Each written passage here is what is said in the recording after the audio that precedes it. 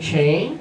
Aren't we back to the barley system and the crescent moon system locally or from Jerusalem? No, no, no. Not at all. Go to the next verse. You're going to love this. Look at the next verse. Ted, this is for you, brother. Come on, you'll set. Look at verse 4. This is a law for Israel and a right ruling of the Elohim of Yaakov. So the fact that we have to begin these two chags under the cover of the full moon is not Moshe's latest twist or the latest teaching to come up the turnpike. It is verse 4. It is a right ruling. What kind of rulings does Yahweh make for Israel? Right rulings. How long do they last? Forever. Yahweh says in Vayikra 23, these are my Moadim, my Chagim. These are eternal, forever ordinances. So this right ruling that the full moon must be the time of the Chag that falls on the 15th. He says this right ruling, what is the word for right ruling? Hello? Oh, you guys should know this. The word is mishpat. Now I'm going to read this to you in Hebrew. My front row student, you're going to get this. You're going to smile because you're going to get, you never miss a class. And you're here every Wednesday night like you should be. And you're going to get this. Ready? And carry. And folks like that. Listen. Verse 81:4, 81:5 in the Hebrew. It's one verse later. It says, sound the shofar in our new moon at the full moon of our Chag, our celebration. Ki chok leYisrael hu mishpat leElohei Yaakov. I'll read it again. Ki chok leYisrael hu mishpat leElohei Yaakov. Here's the reason that all crescent observation, the way it is done today, Brian, from Jerusalem or locally, cannot be right. Here's why. Look at verse 5. Tehillim 81:5, or in your Bibles 4. Ki, those of you who know Hebrew, help me. Ki, because. Chok, what do we learn a chok was? A chok, we learned last week when we talked about shatnez. Irrational judgment. We learned last week when we talked about shatnez. What is chok? It's a law that's eternal that makes no logical sense. It's a law that's eternal that makes no natural sense. On the Pashat simple level, it makes no sense. So this idea of celebrating the 15th of the month under the full moon, not a day or two later like the crescent mooners want us to do, is a chuk, meaning it makes no sense, but it's still a eternal law. But not only that, brothers and sisters, ki chok leYisrael, it is a chok, or an eternal ruling that doesn't make sense in the Pashat. Hu mishpat leElohei Yaakov. Look at me. Every Torah mitzvah can be divided into two categories. Chok means you got to do it anyway, even if it makes no sense in the simple. You got to go deeper to understand what Yahweh is saying. But Yahweh calls the idea of starting the tabernacles and the unleavened bread on the 15th of the month under a full moon. He not only calls it a chuk, he calls it a mishpat, which means it makes perfect sense. So that this ordinance, this right ruling, that we've been wrong. Yeah, we've been wrong. This right ruling is both.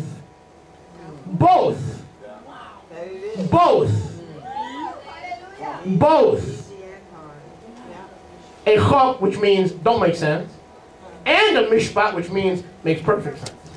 Because the 15th day, is the full moon. It makes perfect sense. So Yahweh says, I've double whammied you. When I tell you this, the calendar of the exile, we've got to stop looking at this as the Jewish calendar. This is the calendar of our exile. Your alternative is your Israelite brother in Antarctica not seeing the moon. What's he supposed to do? He don't have a phone. He can't call Jerusalem. What's he supposed to do?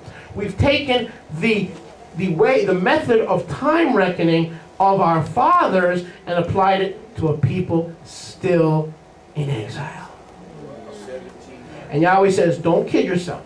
I don't care what you do and how you slice it and how you justify it. He says this blowing of the shofar under the kesed, the full moon, for your feast. And there are only what? 2 feasts that take place, that commence, that start under a Rosh Chodesh. He says it's both a chuk and a mishpat. So if you want to argue, Yahweh says, I've passed mishpat. I've passed this ruling. This is a ruling for Israel forever, because all his rulings are eternally leolam voed. Are you with me? Oh, what a relief. Now this calendar here begins the reckoning at the new moon, when the moon is birthed, the molad. Okay? At the molad. That's when it starts. Now when we see it, what's the problem with the moon? It's already 2 or 3 days old. And so has Yahweh failed? He's lied to us? No. No. No, this is very important. And I'm not going to rush, so you guys can do whatever you have to do. I'm going to do what I have to do. Amen? Because I've been waiting 5 years to share this. Yahweh had to straighten me out about certain things that I thought I knew that I didn't know, and I couldn't bring clarity to Israel, and I apologize for that. I'm not going to do a mea culpa, but I do apologize for bringing confusion. And you're supposed to say, I forgive you. You are forgiven. Gee, thanks. I had to prompt that out of you. But what was my motive? What was Melba's motive? It was the desire to get into the kingdom. Yes. To bring the millennium into the here and now. To return to Zion so quick that all the mechanisms weren't in place. Hallelujah. All the Jews are in exile. Most of them. Certainly the Ephraimites are in exile. But so what I'm saying to you is this calendar, the Jewish calendar, Baruch Hashem Yahweh, is Yahweh's tool to preserve a people still in exile, so they don't go after their own heart, their own ways. You don't make up your calendar, I don't make up my calendar, he doesn't make up his calendar, because if you make up your calendar, you'll be sticking a new month. And we can't go by Jerusalem, because same problem. Going by the Jerusalem calendar does not allow us to obey the chuk and the mishpat. What is the chuk and the mishpat? You've got to start your feast under a full moon. That's a chuk. Makes no sense. We learned that last week for the law of what? Shatnez. And mishpat. Mishpat is a right ruling forever. Now, Baruch Hashem Yahweh. Now, let me read you something from a book that I was given called A Book of Jewish Concepts. A Book of Jewish Concepts. This is not messianic. Are you with me? It says no agenda in our favor. This is completely traditional, non-messianic. Page 308 of Jewish Concepts. The fixing of the new moon, Kivyat HaChodesh, in temple times. What temple times? The time of Yeshua, first and second temple times. Thank you.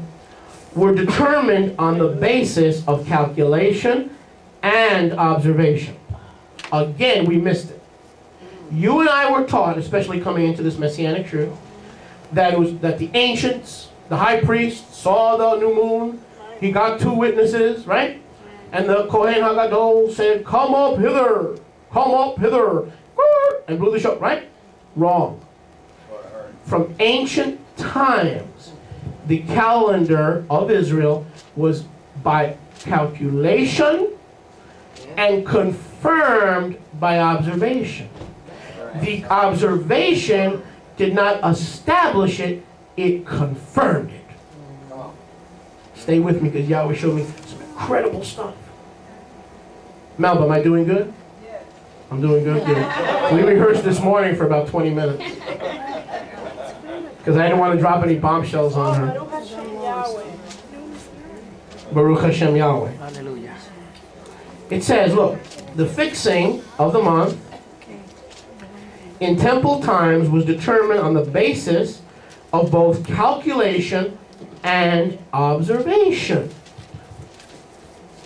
Now, when is the new moon, when does the new moon appear for Aviv, the first month of the year?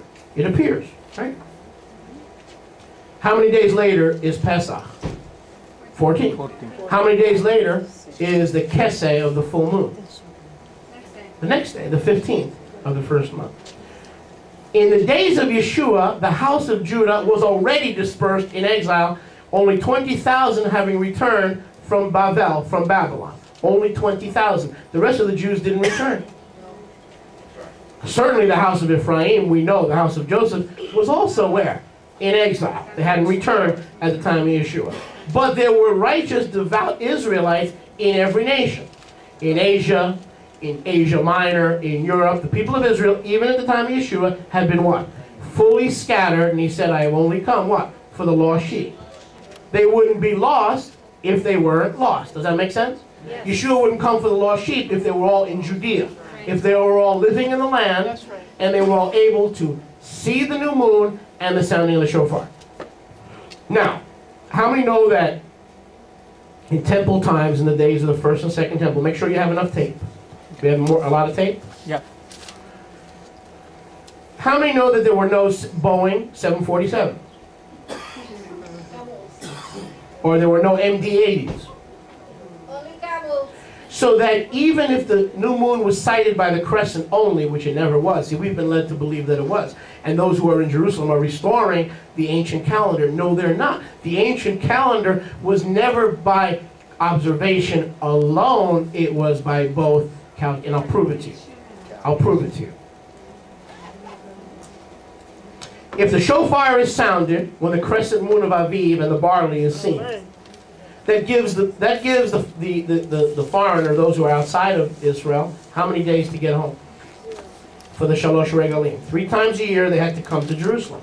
For the feast of Chag HaMatzot, Shavuot, and Chag Sukkot. It gave them about, by the time they saw the crescent moon, if they only went by observation, they saw it into what, 3 days or 2 days, or a day after the conjunction. When does Passover start, Tia? The 14th. They got 12 days. Now, do you think anybody can go from East Asia or Europe to Israel in 12 days by boat or camel? How about 40 days? How about 50 days? Now, in some cases, it would take an Israelite to appear in Jerusalem 2 months, 3 months to get to Jerusalem. So how did he make sure he was there ahead of time to celebrate the feast? He calculated. Yes, amen. He had there was a calculation system that was followed by the people of Israel in the diaspora. They consulted that calculation. I don't care if it was a visual calculation or if it was written down. A calendar is a fancy way of saying calculation. That's all the calendar is. It's a fancy way of saying calculation. Are you with me?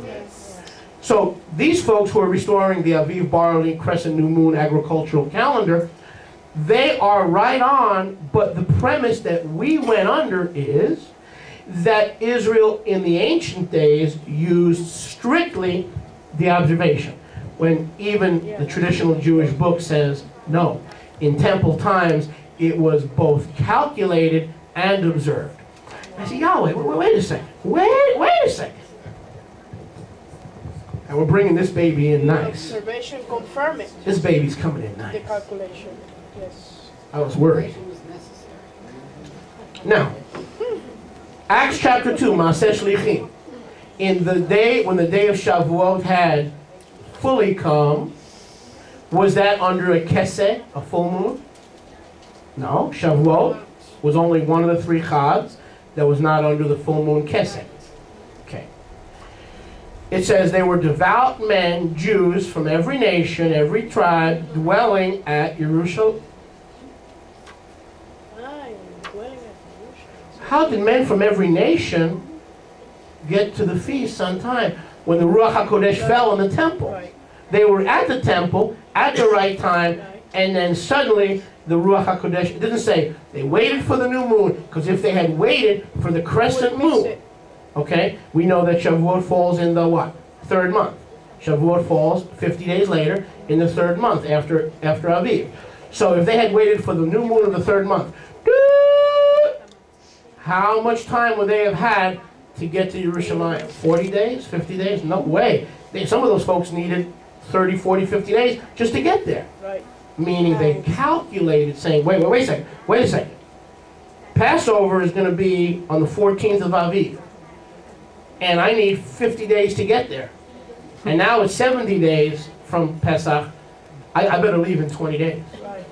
It's 70 days from Pesach, and I need 50 days to get there. So in order to be there when they see the crescent moon, so I can confirm my arrival, I better leave in 20 days. Yes. They're calculated first. And when you calculate, honey, you've got a calendar. It don't matter if you write it, or if it's in your head, or if someone else is calculating. It don't matter. So, brothers and sisters, the presupposition was that in our hunger to return to Zion, we are hungry to return to. You wouldn't be in the two-house movement if you weren't hungering to return to Zion. You have a desire, a hunger to see the kingdom now. You want Judah and Ephraim to get along now. You want Judah and Ephraim to celebrate the feast and the Moedim and to come out of the churches now. So in that hunger, we have run ahead of Yahweh. Using a system that was used but is not being used today because Yahweh is concerned about a people that are still in exile. He's come up with a miraculous device that allows the keeping of Chag Matzot and Chag Sukkot under the cover of a keseh, the full moon. Because this calendar starts counting not when the human eye sees the crescent, but when the actual birth or renewal or reconstruction of the moon begins. Are you with me? So in ancient times, what happened? What happened? Everybody was coming to Yerushalayim for the Shalosh Regalim. Amen? 3 times a year. When did they start planning to be there? Ahead of time. Beforehand. I.e. calculation. When they got there, they had rented their apartment, they had rented their room, they had whatever their dwelling was, dwelling of choice. And they were waiting for the confirmation. And when the high priest went on that Temple Mount, and he had 2 witnesses confirm the crescent moon, he called the witnesses, come up hither, come up hither. And the crescent moon confirmed that they were already well into the Rosh Chodesh. So they called it Rosh Chodesh, but the actual Rosh Chodesh was not based on visual sighting alone, but on calculation onto observation. I'll say that again. Hallelujah. The ancient calendar of our people was a calculated calendar, calculated onto observation. Yes, the observation was part of the equation.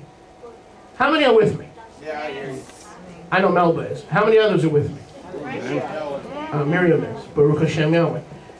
The observation was a legitimate part of it, but Yahweh does everything in the mouth of 2 or 3 witnesses, i.e. methods, so that if it's really Yahweh, both the calculation and the observation will pan out.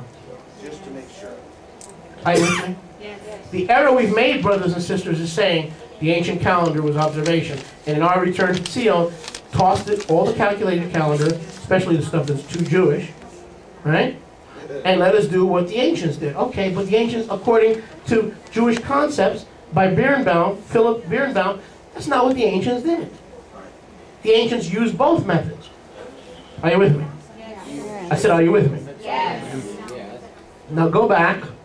I want to focus on this again. Go back to Tehillim.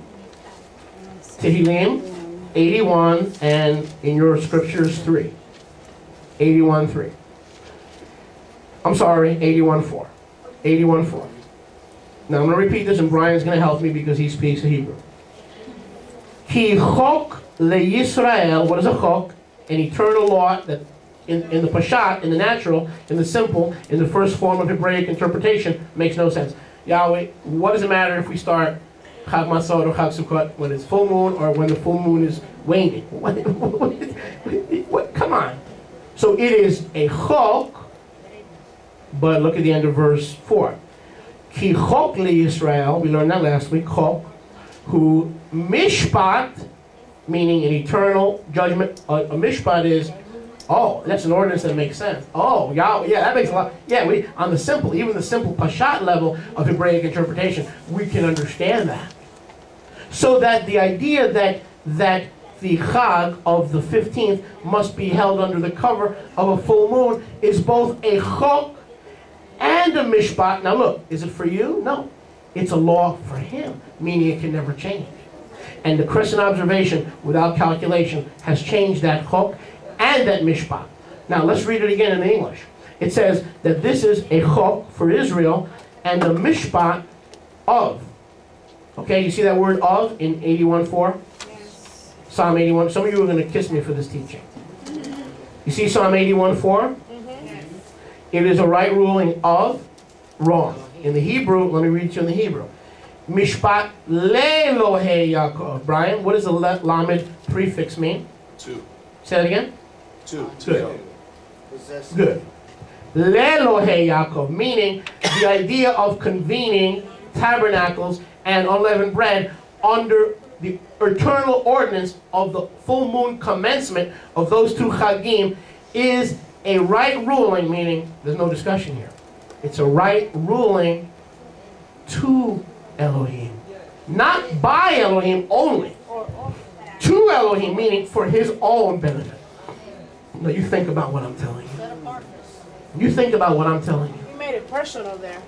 He said this idea of that you guys are following the crescent moon, believing that the calendar was never calculated, seeing the moon 2 days after it's actually been reconstructed, began to be reconstructed. He said, no, you cannot sit under the cover of a keseh, a full moon, on your feast of the 15th, of the 7th and 1st. Therefore, he says, I've made it my own mishpat. It's a ruling for me. Hallelujah. Meaning it's irreversible. It's a chok for you, but it's a mishpat also for me. Are you with me? Yes. That's why I brought this Tanakh, to get into the Hebrew. Baruch Hashem Yahweh. According to the people of Israel, Jewish Israel, the observation of the crescent moon in Yerushalayim served to confirm the Rosh Chodesh, never to establish it. Why else would the two witnesses be called? What were they? Adim. What is Adim? Witnesses. Witnesses mean confirm a matter. Why do we need witnesses? To confirm a matter. But before a matter is confirmed, it has to be established. And how is it established? Through calculation. Paul, Rav Shaul, in Maaseh Shlichim 21 says, I must hurry back to Yerushalayim to keep the Chag of Shavuot. Whoa! Which verse is that again? Which one? What's that verse? With Rav Shaul? I believe it's 21. I have to look it up. Maaseh Shlichim 21, Acts 21. He says, I must rush back to what? Yerushalayim to keep the feast, the Chag of Shavuot. How many Chags are there? 3. How many? 3. How many fall on the 15th? 2. Under the cover of our full moon? 2. He said, I've got to rush back. Well, hold it, Rav Shaul. You mean you're not in Yerushalayim? No. And you've got to rush back? Well, why rush back? You haven't heard the shofar. You haven't seen the crescent moon. No. He's calculating his return to Yerushalayim to be there in time. And when he gets there, what do you think he's going to do? Wait for confirmation from the high priest. Are you with me? Oh, yes. And so, brothers and sisters, we need to determine this one question. Are we still in exile? And the answer is yes. If there's more Jews in Queens than there are in the West Bank, we're in exile. If there's more Ephraimites from the 10 tribes of Israel in Christian churches that have not come out of Christmas and Easter and have not accepted the true Shabbat, and these are our brothers and sisters, we're in exile. The exile hasn't ended. Our national nightmare has not come to an end. And so Yahweh says, as long as the majority of my people are in exile, I have given you a way. It's a mishpat and a chuk for the feast of the 7th and the 1st month, the 15th, to fall when? Under a full moon. Why? Because this calendar, listen, this calendar is strictly calculation. There's no observation to it. Are you with me? But it's still off on the year. Now, what can we do with the Jerusalem crescent moon? Don't stay with me now. What can we do with the Jerusalem crescent moon? We can use it to confirm that the new month is underway. Amen. Not to determine it, but to confirm that, yo, That's good. it's underway. You see? That's good. That's Now, good. but not to determine it. Now, okay. Baruch Hashem Yahweh. Years. Now remember, this solves all the problems. Every 19 years, there's a leap year 7 times. So they add an extra month 7 times every 19 years. This year is a leap year. Are you with me? So that problem of the 29.5, the half day, is solved. Now, we'll finish with this. We'll try to finish with this. Our whole ministry, our whole calling, if any ministry is called, it's this ministry, to bring the two houses together. Amen. We've made our case that you begin to count with a molad, like this does, and you confirm it with the crescent. We've made our case that this solves the problem of all Israelites scattered, all being on the same page, all following this, not making their own calendars, because the authority of the new moons and the Shabbats are of the body of Mashiach, or an authoritative body. You can't be having people making their own calendars. You can't. You can't. It says the body is of the Mashiach. What about the 7th millennium? What about this? What about it? Or what's going to happen in the Atid Lavo?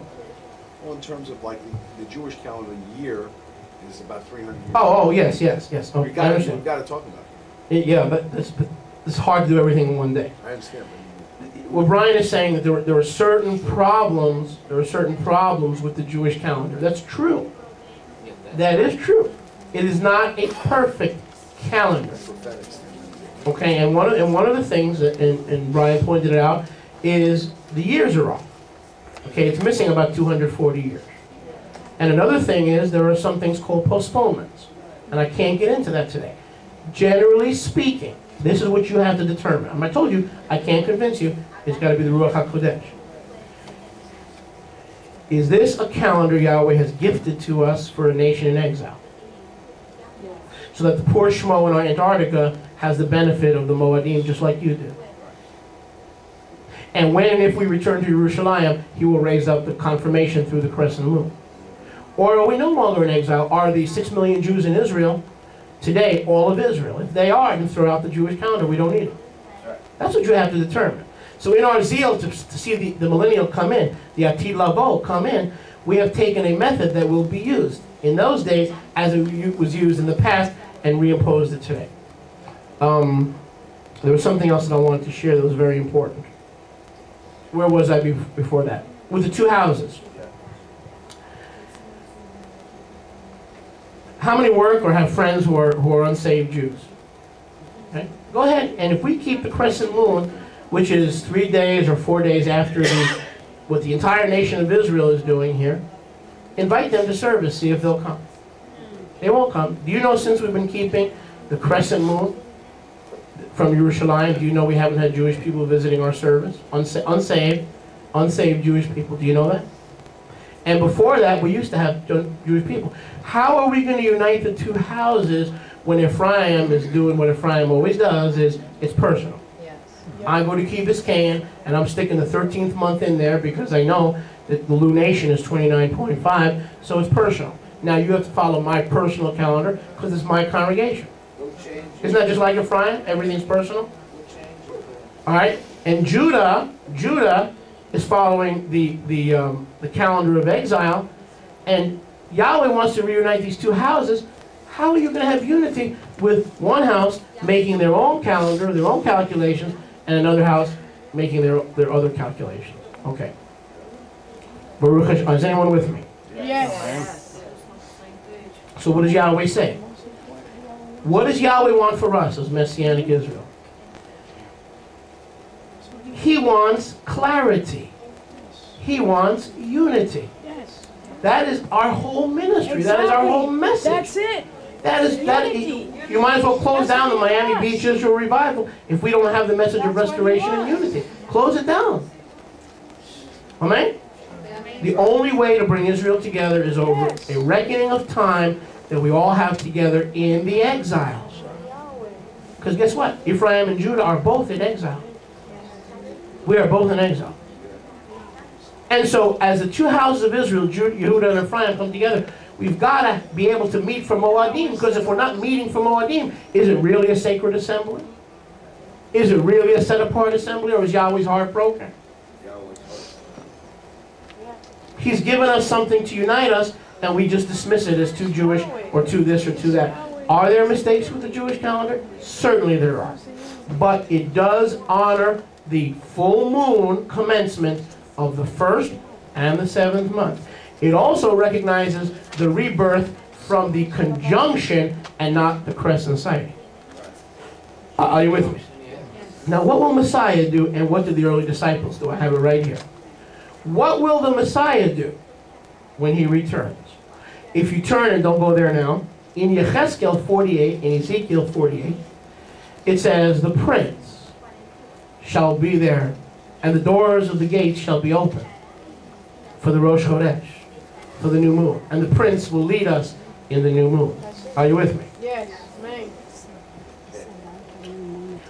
So we see that historically the feasts were kept how? Through calculation and observation. But when Messiah comes, this is how this is going to change. Those who go by the Jerusalem sighting of the crescent moon, right? We look to Jerusalem because we know that's where Yeshua is going to be. Correct? Well, Yeshua will be in Jerusalem.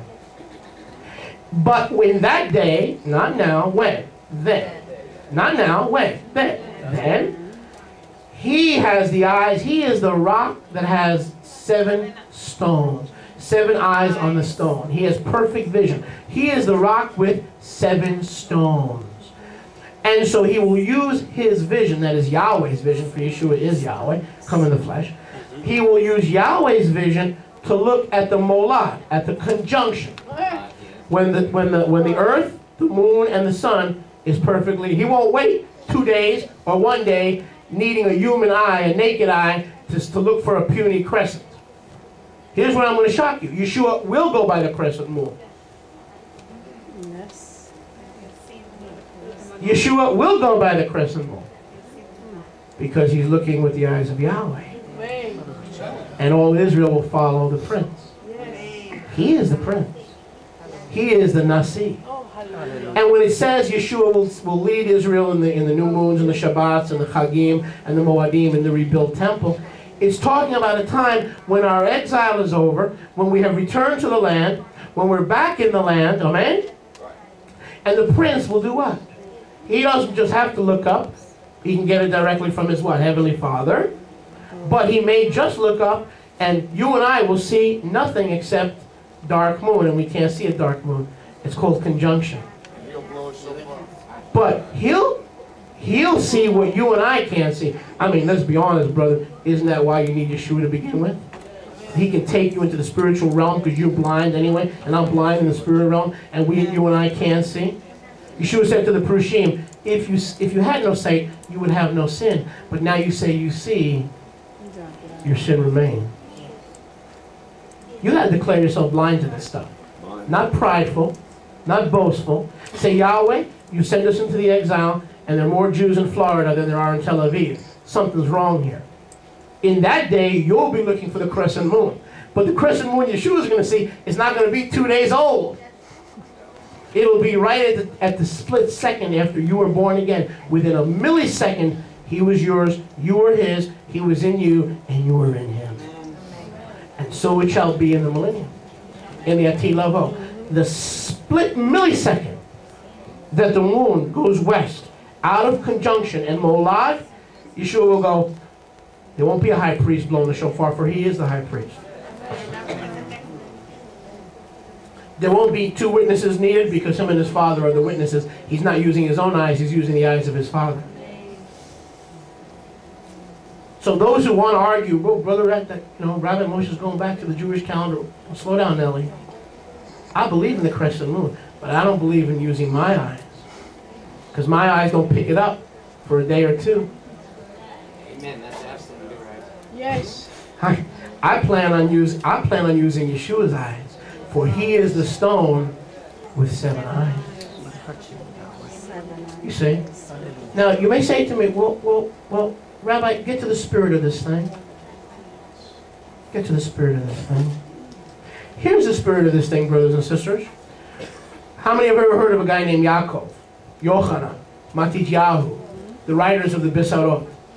Do we believe that they were inspired by Yahweh to write the Brit Chadashah? Yes. Sure we do, because we wouldn't read them as inspired if we didn't believe they were inspired. Amen? I've got the evidence right here that the first century Talmidim, disciples, did not, I repeat, did not go by the observation only, but by the Jewish calendar, or if there was no Jewish calendar in those days, by a calculated calendar. People will argue and say the Jewish calendar was not invented until Hillel II, 240 CE, which is correct. That must mean there was no calendar before. Wrong. I will show you from the writings of the enemy of the Jewish people, who had no drum to beat, that the disciples of the Nazarene, Yeshua, were all following the standard calendar, which today we call the Jewish calendar. I will prove it to you right now from the writings of Constantine, the very guy who changed the Shabbat to Sunday. So people say, well, Rabbi, you know, I mean, didn't Yeshua and the disciples follow the crescent moon? Nonsense. This is what they did, brothers and sisters. And Yahweh showed it to me. How many have ever been into boxing as a sport? Boxeo profesional. No de lucha libre profesional, pero boxeo profesional. Roberto Romero. Roberto, me too. I was a boxing writer in my previous life, among other things. Now, okay, and what I didn't realize is, now this is what, in boxing, we're talking about boxing. Stay with me. In boxing, when a fighter gets knocked down, what does the referee do? Does he wait till the fighter is knocked down? Okay, and then go 1, 2, no. He starts to count when? When he starts, on his way down. And then he picks up the count later. Now, how did this crescent stuff work? I'll tell you how it worked. Everybody had to calculate ahead of time to get to Jerusalem to be there, because you can't be there in 12 days when you need 50 days or 3 months to get there. There were no planes in those days. So we know beyond a doubt they calculated the seasons. Amen? But the blowing of the crescent confirmed the calculation. So it was a calculation onto confirmation. Are you with me? Calculation onto confirmation. But when the high priest said, "Doo," and he blew the shofar, here's a question that Josephus doesn't tell us, that the Talmud doesn't tell us, that because it was taken for granted that everybody knew it. And here's what they don't tell us. That the high priest, when he saw the crescent, didn't start at 1. He declared the new moon at the sighting of the crescent, because the human eye can't sight the crescent of the dark moon. But there's no such thing as a dark moon, because as soon as the conjugation takes place, 1 millisecond later, you've got a crescent. Yes. So what the high priest did, he began his count at 2 or 3, because he knew the calculation. They knew the calculation. And they said, now wait a second, the new moon was yesterday at 12 p.m. We've seen it today at 6 p.m. 12 to 12, 24 hours, 12 to 6, another, let's say 6 hours, 30 hours, so 24 days, 24 hours in a day. We are 1 day removed from the Molad, and he pronounced day 2 and declared Rosh Chodesh. He declared the Rosh Chodesh, but not the number 1.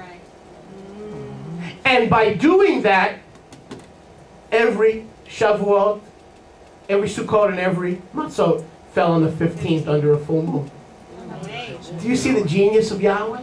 Are you getting it? In other words, they knew the calculation. Yes. And so let's assume, again, I'll say it again for the point of reference. Let's assume the Molad, which is the conjunction of the three, the sun, the moon, and the earth, was at 12 o'clock yesterday. 12 But o'clock noon or let's say noon, for the sake of argument. Now, the next day at 6 p.m. he saw it. So 12 to 12 is how many hours? 24. 12 to 6 is how many hours? 30. 6. 24 plus 6, so the crescent moon was 30 hours old. When the human eye picks it up, it's how many hours old? 30 hours old.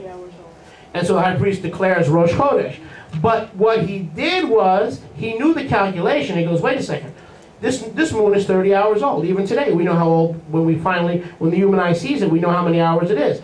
If this moon is, if this crescent is 30 hours old, then it can't be more than what? A day old. It's not 2 days old, but it's what? 1 day old. So, he announced Rosh Chodesh, but he, like a boxing referee, he picks up the count at 2. He does not pick up the count at 1. That's the answer. Now, if he's counting, if he sees the crescent moon on the second day after the Molad, 3, 4, 5, boom. By the time he gets to 15, he's under a full moon, and he could blow his shofar right on the Chag. Hallelujah. Baruch Hashem Yahweh. And that's what this book said. I'll read it to you again. It says the fixation of the month in temple times, in the times of Yeshua, was determined on the basis of both calculation and observation. And those of us who wanted to serve Yahweh in zeal have said, no, the way it used to be done is only observation. We were wrong. So until we saw the moon, we said it can't be the new month. But Jewish people said, no, it was never. Let this sink into your head, into your soul. It was never done by observation alone. Never. That's where we went wrong. That's where we went wrong. And I close with this. I will show you proof positive that the disciples, the Talmidim of Yeshua, did not follow the observation, but rather the mixture of the calculated calendar and the observation. Ready? Constantine. Let me read this to you, if I can. The rules of the current Hebrew calendar are based upon biblical principles.